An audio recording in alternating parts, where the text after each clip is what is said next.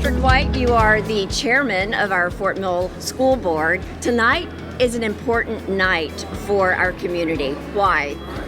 Well, unfortunately, we don't have a lot of coverage usually on the election, and so tonight is the one night that everybody in the community can come out and either, whether they're here in person or hearing about it through the media, kind of find out where all the candidates stand on the important issues facing the district.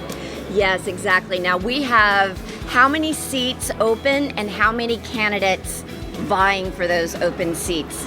This year we have, all of our elections are in even numbered years. This year we have 3 open seats, and there are 7 candidates that are vying for those positions. Wow, were you surprised at the turnout? I mean, we've got some seats in other, local government that don't have any opposition, and 3 seats, 7 candidates. That's a lot.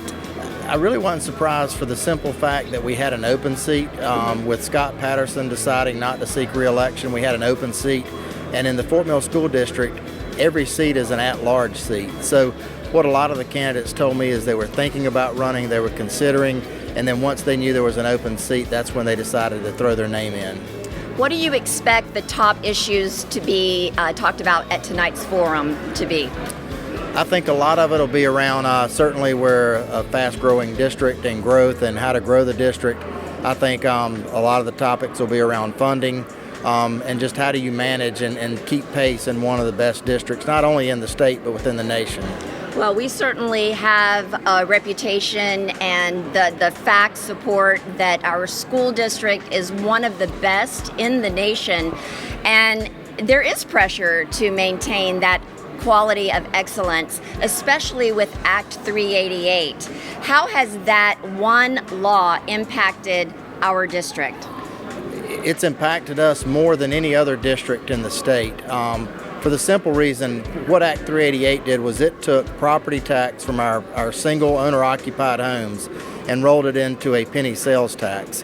And unfortunately, the state has not kept their promise. As the district has grown, our funding has not grown. So we keep up with the assessment of the district and where we would have been before Act 388 and where we are now. And this year alone, we're over a $15 million deficit just in one fiscal year to where we would have been. It's hard to grow a school district at the rate we are with the pupils going up, but the funding from the state, basically staying flat. Yeah, it seems bigger than a bake sale. Correct. It's, I've been on the board 14 years. From a local effort standpoint, I can assure you we've done just about everything we can. We really feel like the issue that we've got now, it was caused by our state legislature, and they've got to be the ones to help us fix it. And we're doing a lot right now to kind of make them aware of the issues, how it's affecting us, not only in the most recent past, but how it's going to affect us in the future once these 12,000 homes are built.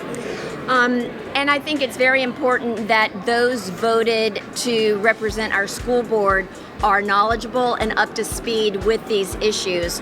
How would you advise our community, what qualities, what skill sets should we look for in casting our vote? I think after being on the board 14 years, I've learned that a board member is only an individual if they act by themselves, but it's important that our board work collectively together.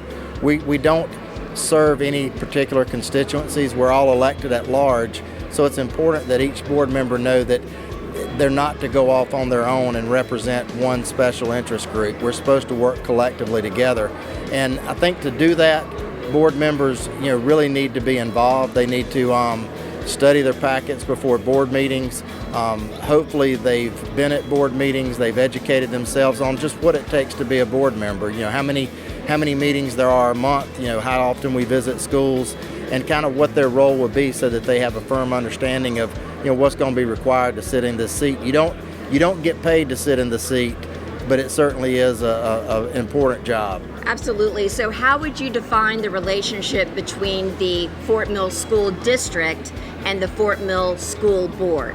Our board's relationship with our school district is very much the same relationship as a board would have with the corporation. Dr. Epps, he basically functions as the CEO of our school district. He runs the day-to-day, and our job is not to manage the school district on a day-to-day. Our job is to provide oversight, to set policy and to pass a budget for the school district and make sure that we've kind of got that the supervisory responsibility over the superintendent as opposed to actually trying to run the district ourselves. And I would think it's vital that each school board member is that liaison between our community. There needs to be that relationship and representation in considering everyone in lieu of the data and the statistical facts Correct. that are available through our district. Correct, and that's one reason that I'm glad that we're at large. I live on the extreme eastern side of the district, but when I make decisions, it's for how they impact every child in the district. It's not based on demographics, geography. We've got over 14,050 kids in our district, and the decisions that I make are the ones that impact all of them as a whole and not individual special groups. Is there anything that you want to share that I haven't asked?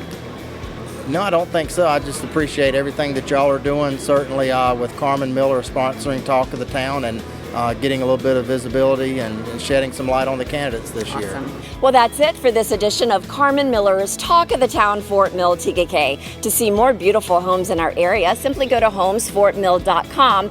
And when it comes to voting, make sure you do it November 8th. Until next time, this is Patti Mercer. Bye-bye.